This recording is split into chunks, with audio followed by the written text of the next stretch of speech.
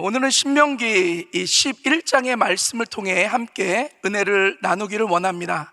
이 신명기 11장의 말씀은 이 모세의 2차 고별 설교의 이 전반부의 이 마지막 장에 해당되어지는 말씀이에요.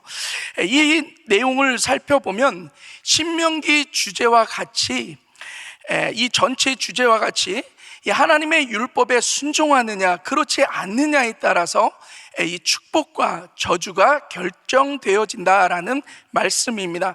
이런 오늘 말씀을 세부적으로 살펴보면 1절 말씀에 보면 그런즉 내 하나님 여호와를 사랑하여 그 직임과 법도와 규례와 명령을 항상 지키라. 여기서 그 직임과 법도와 규례와 명령이다라는 것은 하나님께서 주신 율법을 뜻하죠. 그래서 그 율법을 항상 지킬 것을 말씀하고 있습니다. 그런데 그 율법을 지켜야 되는 동기가 무엇인가? 내 하나님 여호와를 사랑하여, 하나님을 사랑함으로 그 율법을 지켜야 할 것을 말씀하고 있는 거예요. 그런데 내 하나님 여호와를 사랑하여라고 할 때 이 사랑하다라는 단어는 이 아하브라는 단어인데 이 남녀간의 애정을 뜻하는 단어입니다. 그래서 사랑하는 남자, 사랑하는 여자를 위해서라면 그 어떠한 일들이든지 다 하는 것처럼 하나님을 사랑하면 그 어떠한 율법이라 할지라도 반드시 지킬 수 있을 것에 대해서 말씀하고 있는 거예요. 저도 저희 사모랑 만나서 저희 사모를 사랑하니까요, 그냥 원하는 걸 다 해주고 싶은 거예요. 만난 지 얼마 안 돼서 40일 작정 특별 새벽 기도를 하는데, 그때 저희 사모가 이 바이올라를 대학을 다니면서 거기 돔에 있었어요. 기숙사에 차도 있었고 운전도 잘했지만 제 마음에는 제가 라이드를 해주고 싶은 거예요. 평상시에는 피곤하면 새벽 기도도 잘 나오지 못하던 제가 새벽 4시만 되면 눈이 번쩍 떠져가지고 샤워를 하고 목욕제기를 하고 드라이도 하고, 그때는 드라이할 머리가 좀 있었어요. 그래서 드라이도 하고 5시만 되면 딱 그 돔 앞에서 우리 사모를 기다리는 거예요. 그래서 사모 딱 내려오면 같이 교회에 와서 은혜스럽게 예배드리고 끝나면 또 데려다주고, 그래도 조금도 피곤한 걸 못 느꼈던 것 같아요. 사모가 뭐를 먹고 싶다고 하면 가난한 신학생임에도 불구하고 어떻게 하든지 돈을 마련을 해서 먹고 싶은 건 꼭 사줬던 것 같고요. 어디를 가고 싶다 그러면 뭐 사역하랴 공부하랴 그 바쁜 시간 가운데서도 꼭 시간을 내서 함께 다니고 했던 그러한 기억이 있습니다. 이것이 무엇을 의미합니까? 사랑이 능력이라는 거예요. 그렇게 하나님을 사랑하면 그 어떤 지키기 어려운 율법이라도 다 지키며 살아갈 수 있는 줄 믿습니다. 그렇다면 어떻게 하나님을 사랑할 수 있는가? 2절 말씀에 보면 너희의 자녀는 알지도 못하고 보지도 못하였으나 너희가 오늘날 기억할 것은, 여기서 기억하다라는 단어는 야다라는 단어인데 체험적으로 알다, 또 체험적으로 아는 것을 마음에 깊이 새기다라는 그러한 뜻을 가지고 있습니다. 그러면 무엇에 대하여 체험적으로 아는 것을 마음에 깊이 새겨 기억하며 살아가야 되는가?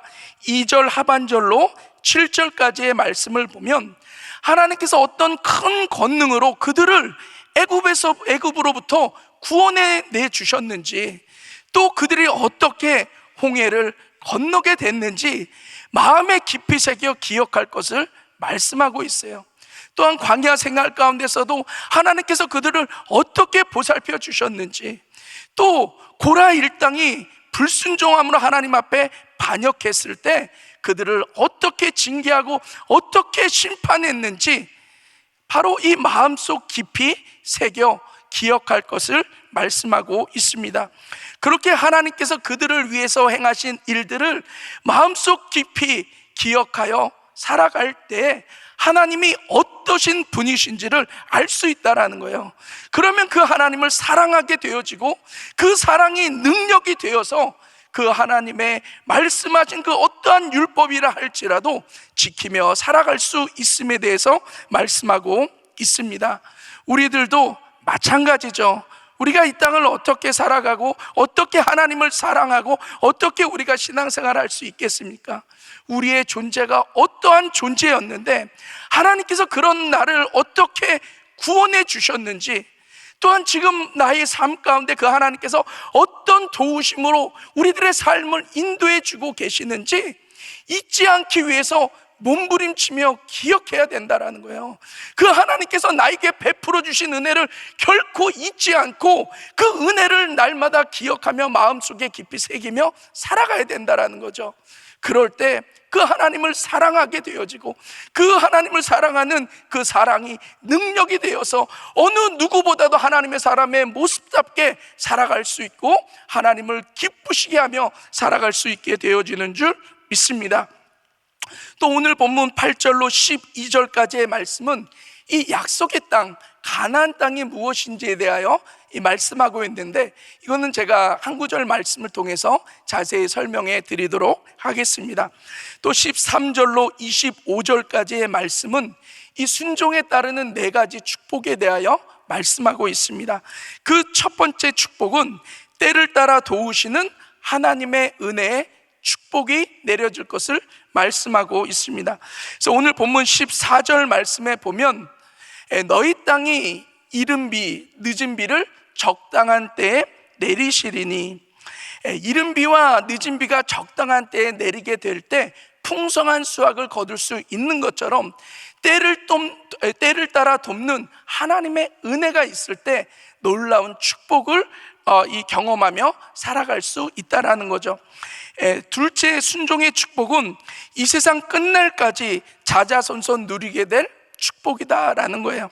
21절 말씀에 보면 너희의 날과 너희 자녀의 날이 많아서 하늘이 땅을 덮는 날에 장구함 같으리라. 여기서 하늘이 땅을 덮는 날이다라는 것은 이 세상 끝날을 의미하는 것입니다. 그래서 이 세상 끝날까지 자자손손 누리게 될 축복에 대해서 말씀하고 있는 거죠. 세 번째 축복은 형통과 번역의 축복을 주실 것을 말씀하고 계세요. 23절 말씀에 보면 그 모든 나라 백성을 너희 앞에서 다 쫓아내실 것이라 너희가 너희보다 강대한 나라들을 얻을 것인즉 행하는 모든 일들이 형통하게 되고 어떤 어려운 환경 가운데서도 번영하게 되어질 것을 약속하고 계세요. 마지막으로 네 번째 순종했을 때의 축복은 승리하는 삶의 축복입니다. 25절 말씀에 보면 너희 밟는 모든 땅 사람들로 너희를 두려워하고 무서워하게 하시리니 너희를 능히 당할 사람이 없으리라. 가는 곳곳마다 승리하는 삶을 살아가게 될 것에 대해서 하나님은 약속하고 계십니다. 그러나 하나님께 불순종하고 하나님을 떠나 다른 신을 섬기며 살아가게 되면 극심한 이 가뭄과 흉년을 당하게 되고 멸망을 당하게 될 것을 말씀하고 있어요. 그러면서 26절로 32절까지의 말씀은 하나님을 섬기며 이 순종하면 축복이요, 하나님을 떠나 불순종하면 이 저주임을 깨닫고 가나안 땅에 들어가서 이 그리심산에서 축복을 선포케 하고 에발산에서 저주를 선포케 하므로 오직 하나님만 섬기며 순종하는 삶을 살아갈 것을 촉구하고 있는 내용의 말씀입니다. 이러한 말씀 가운데 제가 묵상한 한 구절의 말씀은 신명기 이 11장 12절 말씀, 우리 한 목소리로 같이 합독하시도록 하겠습니다. 시작. 내 하나님 여호와께서 권고하시는 땅이라 세초부터 세말까지 하나님 여호와의 눈이 항상 그 위에 있느니라. 아멘. 이 세상을 살아가는 사람들이 누구나 원하는 것은 복인 것 같아요. 제가 어렸을 때 시골에 가면은 시골집의 큰 대문에 복복자가 딱 새겨져 있었던 것 같아요. 그 문을 열고 들어가면 할머니께서 밥상을 차려주는데 그 밥상 위에도 복복자가 새겨져 있고 그릇에도 복복자가 새겨져 있고 수저에도 복복자가 새겨져 있고 밥을 다 먹고 나면 피곤하니까 좀 쉬라고 이불자리를 깔아주셔도 이불 위에도 복복자가 새겨져 있고 베개에도 복복자가 새겨져 있고, 그만큼 정말로 이 한국을 살아가는 많은 사람들이 이 복을 너무나도 사모하고 좋아하며 살아가죠. 이것이 뭐 한국 사람들 뿐이겠습니까? 그런데 이러한 이 복의 이 개념이 세상 사람들이 생각하는 복과 성경에서 말하고 있는 복의 개념은 좀 차이가 있어요. 세상 사람들이 생각하는 복은 무엇입니까? 자신이 왕이 되어서 마음껏 누리며 살아가기 위해서 필요한 것들을 얻는 것을 복으로 여겨요. 많은 재물을 얻는 것이 복이고요, 권력을 얻고 힘을 얻는 것이 복으로 여기고요, 또 명예를 얻는 것을 복으로 여기며 살아갑니다. 그런데 성경에서 말씀하시는 복은 좀 다른 것 같아요. 이 마태복음 5장에 보면 예수님께서 복이 무엇인가를 설명하시며 8가지 복에 대해서 말씀하시죠. 그 가운데 보면 어떤 사람들이 복이 있는가? 심령이 가난한 자가 복이 있다라고 말씀하시고, 애통하는 자가 복이 있다고 말씀하시고, 온유한 자가 복이 있다고 말씀을 하시고, 또한 의에 줄이고 목마른 자가 복이 있다라고 말씀을 하십니다. 그렇다면 왜 그런 자들에게 복이 있습니까? 이들은 하나님과의 관계를 회복할 수 있고요, 그러한 자들에게는 하나님께서 날마다 함께 하시며 은혜를 베풀어 주시기 때문에 그러한 자들이 복이 있다라고 말씀하고 계신다라는 거예요. 그런 의미에서 예수 믿고 구원받은 하나님의 사람들에게 있어서 진정한 복은 복의 근원이신 그 하나님과의 온전한 관계를 맺고요, 그 하나님께서 날마다 함께 하시면서 그 하나님의 은혜를 누리며 살아가는 것, 그것이 바로 진정한 복인 줄 믿습니다. 그렇다면 그런 의미에서 하나님께서 이스라엘 백성들에게 주시고자 하는 그 약속하신 축복의 땅이란 어떤 곳인가? 오늘 이 본문 9절 말씀에 보면 또 여호와께서 너희의 열조에게 맹세하사 그와 그 후손에게 주리라고 하신 땅, 곧 젖과 꿀이 흐르는 땅에서 너희의 날이 장구하리라. 여기서 젖과 꿀이 흐르는 땅이다라는 것은 기름지고 풍요로운 땅을 의미합니다. 그렇다면 단순히 이 기름지고 풍요로운 땅만이 축복의 땅인가? 그렇지 않다라는 거죠. 사실 기름지고 풍요로운 땅만이 축복의 땅이었다면 이 이스라엘 백성들이 430년간 이 종살이를 했었던 이 애굽이 축복의 땅이었던 거예요. 애굽 땅은 어떤 곳입니까? 오늘 본문 10절 말씀에 보면 내가 들어가 얻으려 하는 땅은 내가 나온 애굽 땅과 같지 아니하니 거기서는 너희가 파종한 후에 발로 물대기를 채소밭에 댐과 같이 하였거니와. 이 애굽 땅, 오늘날 이집트죠. 그 땅은 이 사막성 기후로 1년에 거의 비가 잘 내리지 않는 그러한 땅이에요. 그런데 애굽에는 세계에서 가장 긴 나일강이 있습니다. 그리고 이 나일강은 이 주기적으로 범람을 하게 되어지고요, 이 나일강 주변은 그래서 상당한 비옥한 옥토가 만들어지게 돼요. 그리고 연중 기온이 따뜻하기 때문에 씨만 심어 놓으면 다른 지역에 비해서 3배나 많은 수확량을 거둘 수 있는 기름지고 풍요로운 땅이죠. 게다가 비록 비는 잘 내리지 않지만 이 나일강의 범람한 물을 수로나 운하를 통해서요, 자신들이 파놓은 연못이나 어떤 우물이나 호수 안에 그 물을 가두어 두는 거예요. 그러다가 자신들이 필요할 때면 거기에 있는 물을 끌어다가 농사를 짓고 그 가운데 풍요롭게 살아갈 수 있었던 거죠. 그러다가 보니까 이 애굽을 살아가는 사람들은요, 하늘을 쳐다볼 필요가 없다라는 거예요. 왜냐하면 하나님을 의지하거나 하나님을 위해서 비를 구하며 살아가지 않아도 되기 때문이죠. 왜냐하면 그들에게는 나일강이 있습니다. 나일강만 있으면 그들은 얼마든지 농사를 짓고 잘 먹고 잘 살 수 있었기 때문에 그들이 오로지 바라보는 것은 나일강이요, 오로지 의지하는 것은 나일강 뿐이었다라는 거죠. 그래서 애굽에는 하나님의 임재와 하나님의 은혜를 경험하기가 참 어려웠다라는 거예요. 그리고 오직 나일강과 같은 이 세상적인 것들만 의지하고 섬기며 살아갔다라는 거죠. 또한 세상에서 누릴 수 있는 인간적인 정욕들을 탐하며 살아갔고, 온갖 죄악들로 인하여 타락할 수밖에 없는 땅이 되어질 수밖에 없었다라는 거예요. 그래서 애굽 땅은 결코 축복의 땅이 되어질 수 없는 것입니다. 반면에 가나안 땅은 어떻습니까? 오늘 본문 11절 말씀에 보면, 너희가 건너가서 얻을 땅은 산과 골짜기가 있어서 하늘에서 내리는 비를 흡수하는 땅이요. 가나안 땅은 나일강과 같은 큰 강이 없습니다. 이 갈릴리 호수가 발원이 되어서 그 가운데 흐르는 요단강만이 있을 뿐이죠.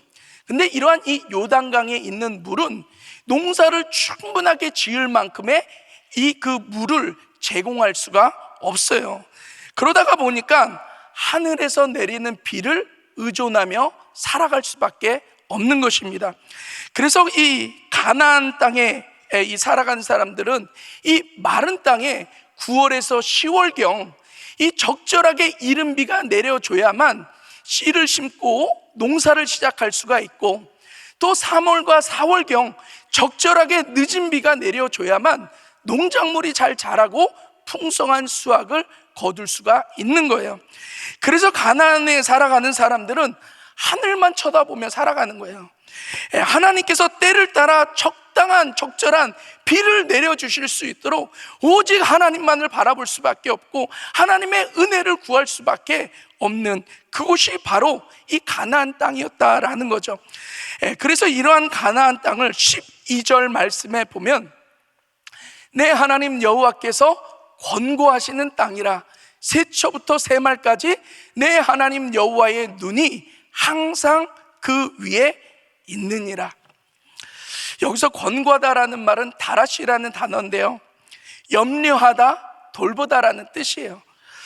가나안 땅은 하나님께서 섬세하게 돌보시는 땅이었고요, 또 끊임없이 하나님의 시선이 머무는 땅이었다라는 거죠.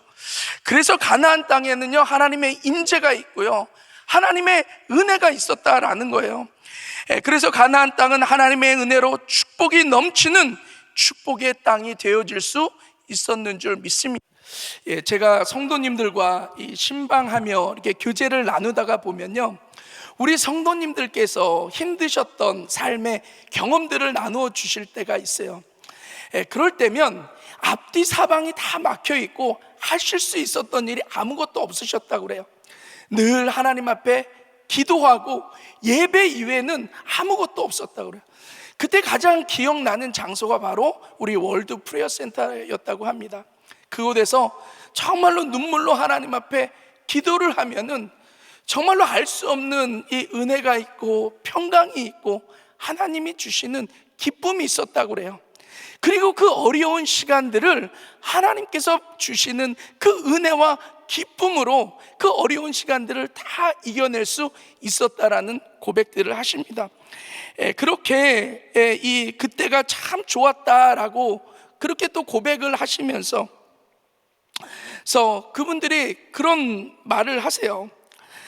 그때가 지금보다도 훨씬 좋았다라는 거예요. 왜냐하면 지금은 그때보다도 상황이 더 좋고 또 모든 문제가 다 해결이 되어지고 너무나도 편안해졌는데, 그때만큼 하나님을 의지하거나 하나님 앞에 기도하지 못한다라는 거예요. 그때만큼 하나님 앞에 기도 생활하지 못하고 그때만큼 하나님 앞에 예배 생활을 하지 못한다라는 거예요. 그러니까 그때 누렸었던 그 하나님의 은혜가 너무나도 그립고, 그때 누렸었던 하나님 주셨던 평강이 너무나도 그립고, 그때 누렸었던 그 기쁨이 너무나도 그립다라는 거예요. 그런데 지금은 그러한 것이 없이 그냥 정신없이 살아간다라고 고백들을 하시는 분들이 계십니다. 진정한 축복은요, 세상적인 풍요와 육신의 편안함 가운데 있는 것이 아닙니다.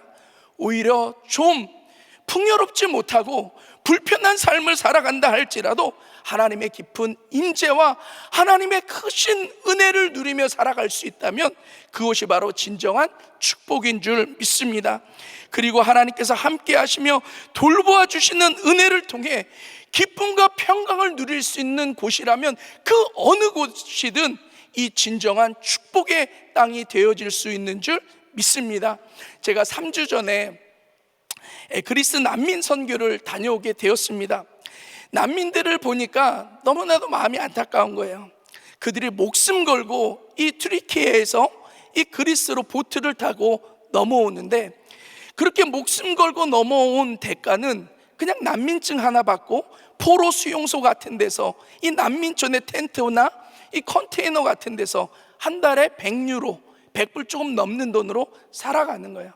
그래서 그들의 최종 목적지는 독일입니다. 독일에 가면 그래도 한 1000유로 좀 넘는 돈을 받을 수 있다고 그래요. 그러면 한 200-300유로는 자기의 고향에 보내주면 그래도 좀 살아갈 수는 있다고 하지만, 이 독일이라는 땅에서 1000유로도 되어지지 않는 돈을 가지고 살아간다는 거 역시 비참한 삶은 마찬가지죠. 이 땅을 살아가면서도 참 비참하게 살아가는데, 이들이 죽으면 영원한 지옥에서 살아갈 것을 생각하니까 마음이 너무나도 안타까운 거예요. 그래서 그 안타까운 마음을 가지고 인카운터를 통해서 그들을 이렇게 섬기는 시간을 가졌습니다. 그리고 나서 이제 주말 수양회를 이제 하려고서 하는데, 갑자기 웅성웅성하는 소리가 들려지고 또 이렇게 모르던 얼굴들이 보여지는 거예요. 그래서 누구냐고, 그러니까 난민들의 어머니라고 불리우는 선교사님이 우리의 사역을 돕기 위해서 오셨다라는 거예요. 그러면서 그분께서 나가서 정말로 은혜 받고 하나님 만날 수 있도록 잠깐 권면의 말씀을 해주기를 원한다고, 그래서 하시라고. 그래서 이제 그분이 딱 나가시니까 막 난민들이 막 환호성을 부르면서 막 같이 인사도 하고 악수도 하고 막 너무나도 반기는 거예요. 그리고 앞에 강단 위에서 딱 서서 그 얼굴을 보니까 이분이 현지화가 돼도 너무 현지화가 되셨어요. 난민보다도 더 난민같이 생기셨는데 얼굴은 다 상하시고 옷은 남루하고 촌스럽고, 그런데 이 얼굴만은 해처럼 빛나시더라고요. 그리고 여자분이셨는데, 연세가 있으신 여자분, 이 기타를 탁 매시더니 그들과 함께 찬양을 한 거고, 찬양인지 뭐 그들 언어로 이렇게 노래를 부르는 거예요. 그리고 나서 그들의 언어로 뭐 잠깐 뭐라고 이야기를 하시고 들어오시더라고요. 그리고 나서 이제 주말 수양 강의를 하고 막 같이 성령 받는 시간에 기도를 하는데, 그분이 난민들 한 명 한 명을 정말로 최선을 다해서 간절하게 붙잡고 기도를 해주시더라고요. 제 마음 가운데 궁금해졌어요. 도대체 저분이 누구실까? 그래서 저희가 월요일부터 목요일까지 4일 동안 난민 사역을 하고, 금토 주일 3일 동안 거기에 또 성지가 있어서 이제 성지 순례를 하게 되었는데, 저희들을 가이드해 주셨던 분이 그리스의 유일한 한인교회를 섬기시는 권사님이셨어요. 근데 그 권사님이 그 교회의 선교위원이시래요. 그래서 이런저런 대화를 나누면서 교제를 했는데, 그러다가 그 선교사님 이야기가 나온 거예요. 그 선교사님은 스위스에서 이 간호사를 하셨던 분이셨다고 합니다. 스위스라고 하면 세계에서 어떻게 보면 가장 아름다운 이 자연과 이 환경을 가진 나라잖아요. 그 가운데 간호사로 살아간다는 건 어느 정도 좀 여유 있게 살아갈 수 있는 잡도 가지고 계셨을 거예요. 그러한 분이 스위스에서 그리스로 오셨다라는 거예요. 그리고 나서 난민들을 섬기며 그렇게 살아가시는데, 단순히 난민촌을 다니시면서 그들에게 도움을 주고 복음을 전하는 그 정도의 수준이 아니라, 난민들 중에서 알코올 중독이나 마약 중독에 있는 중독자들을 항상 몇 명씩 데리고 살면서 그들을 케어하시면서 살아가신다라고 이야기를 하시는 거예요. 제가 그 말을 듣고 정말로 이분 너무 귀한 분이시다. 근데 어떻게 이렇게 살아갈 수 있을까? 제가 많은 고민과 생각과 저의 삶을 돌아보는 그러한 시간을 가졌던 것 같습니다. 근데 오늘 이 말씀을 준비하면서 그 선교사님을 생각해 보니까, 그 선교사님에게 있어서의 축복의 땅은 환경적으로 아름답고 삶의 편안함을 가져다 주는 이 스위스가 아니었다라는 거예요. 왜냐하면 그런 좋은 환경에서 살아가고 편안한 삶을 살아가면 늘 환경만을 바라보고 환경만을 의지하며 살아갈 수밖에 없는데, 이분이 그것보다도 좋지 않은 환경, 이 그리스에서 정말로 그 난민들을 섬기시면서 힘들고 좀 불편한 삶을 살아가시지만 하루라도 그 하나님의 은혜가 없이는 살아갈 수 없음을 고백하며 그렇게 난민들을 섬기며 살아가시는 그 선교사님에게 있어서는 그리스 땅이 정말로 하나님께서 주셨던 그 축복의 땅이었음을 깨닫게 되어지는 거예요. 여러분들은 어떠한 땅을 살아가시고 계십니까? 여러분들이 살아가고 계시는 그 땅이, 그 환경이 정말로 축복의 땅이 되어지고 계십니까? 아무리 삶에 풍요로움이 있고 아무리 편안한 삶을 살아간다 할지라도 여러분들이 하나님을 온전히 의지할 수 없고 온전히 하나님을 바라볼 수 없다면 그것은 결코 축복의 땅이 되어질 수 없다라는 거예요. 그것보다는 환경이 어떠한 환경을 살아가건 오직 하나님만을 바라보며 하나님의 은혜가 아니고는 내가 살아갈 수 없습니다라는 고백을 가지고 살아가는 그 환경 가운데 하나님께서 권고하시는 땅, 하나님의 보살피심이 있고 하나님의 은혜가 있고 그로 말미암아 이 세상이 줄 수 없는 그 은혜와 평강을 누리며 살아가는 그것이 바로 하나님께서 우리 가운데 약속하신, 우리 가운데 주고자 하시는 그러한 축복의 땅이 되어질 줄 믿습니다. 우리 사랑하는 귀한 성도님들, 어떠한 환경에서 어떠한 모습으로 살아간다 할지라도 날마다 하나님을 바라보시고 하나님의 은혜를 구하시고 하나님께서 주시고자 하는 그 놀라운 축복과 축복의 땅을 누리며 살아가실 수 있기를 주님의 이름으로 축원합니다. 기도하겠습니다. 사랑과 은혜가 충만하신 좋으신 아버지 하나님, 주님 감사합니다. 다시 한번 하나님의 은혜가 아니고는 살아갈 수 없음을 또 고백할 수 있도록 은혜 주신 하나님 감사를 드립니다. 우리 살아가는 귀한 성도님들, 어떤 삶, 어떤 환경을 살아간다 할지라도 오직 주님만 바라보게 하시고 주님의 은혜만을 구하게 하시고 그로 말미암아 하나님의 보살피심이 있고 하나님의 은혜를 누리는 진정한 축복이요 진정한 축복의 땅을 누리며 살아갈 수 있도록 주님 은혜 베풀어 주시옵소서. 예수님 이름으로 기도드렸사옵나이다. 아멘. 네, 우리 다 같이 일어나셔서 들으신 말씀 생각하시면서 함께 찬양 드리도록 하겠습니다.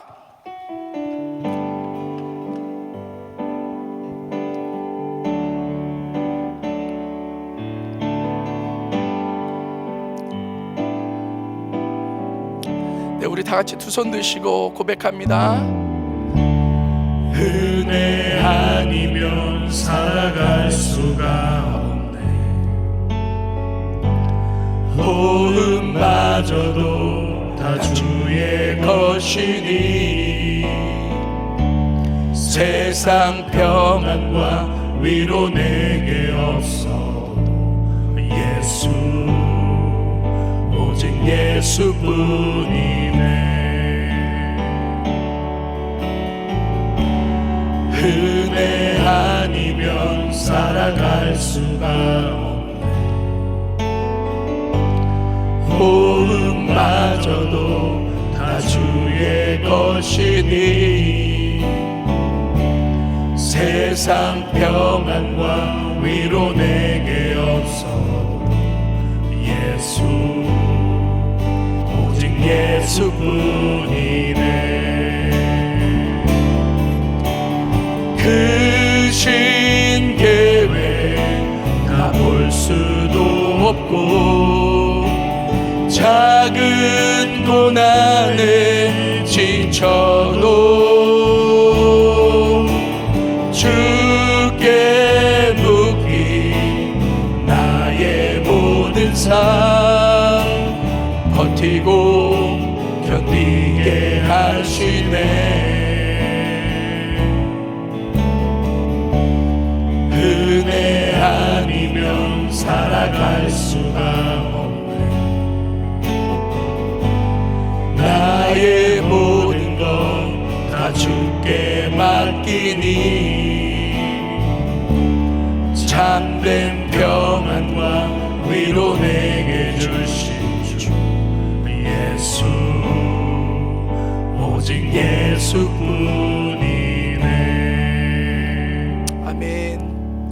기도하시겠습니다. 사랑과 은혜가 충만하신 좋으신 아버지 하나님, 주님의 은혜와 사랑을 감사를 드립니다. 영원히 죽을 수밖에 없었던 저희들, 하나님의 전적인 선택이요 전적인 은혜로 말미암아 하나님 구원하여 하나님의 자녀 삼아 주신 은혜를 감사를 드립니다.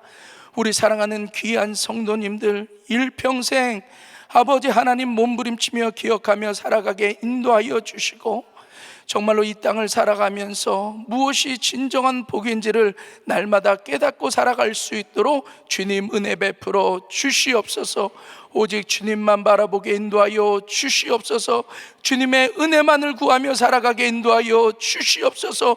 은혜 없이는 살아갈 수 없음을 날마다 고백하게 인도하여 주시고, 우리 사랑하는 귀한 성도님들의 삶에 날마다 하나님의 권고하심, 하나님의 돌보심, 하나님의 은혜로 충만한 축복의 땅이요 하나님의 진정한 축복을 누리며 살아갈 수 있도록 한 분 한 분 주님 마음껏 축복하여 주시고 은혜 베풀어 주시옵소서. 우리 사랑하는 귀한 성도님들, 늘 아버지 하나님 신앙생활과 주의 사명 가운데 승리하며 살아야겠사오니 주님 한 분 한 분 육신의 강건함으로 주님 역사하여 주시옵소서. 혹시 육신에 연약한 자들 있습니까?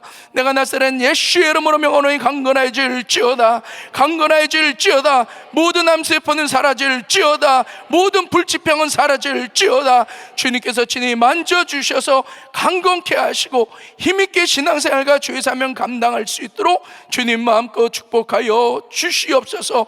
귀한 가정 하나님 축복하시고 모든 생업장에 복을 허락하여 주셔서 시간과 물질의 자유함 갖고 세계 선교 사명 감당하며 살아갈 수 있도록 하나님 마음껏 축복하여 주시옵소서. 이제는 우리 구주 예수 그리스도의 은혜와 그 하나님의 무한하신 사랑하심과 성령님의 내주교통 충만하옵신 은총이 날마다 하나님만을 바라보며 또 하나님의 은혜가 없이는 살아갈 수 없음을 늘 고백하며 살아가기로 다짐하는 우리 사랑하는 귀한 성도님들 머리 위에, 그 가정과 생업과 자녀들 위에 이제로부터 영원토록 함께 계실지어다. 아멘.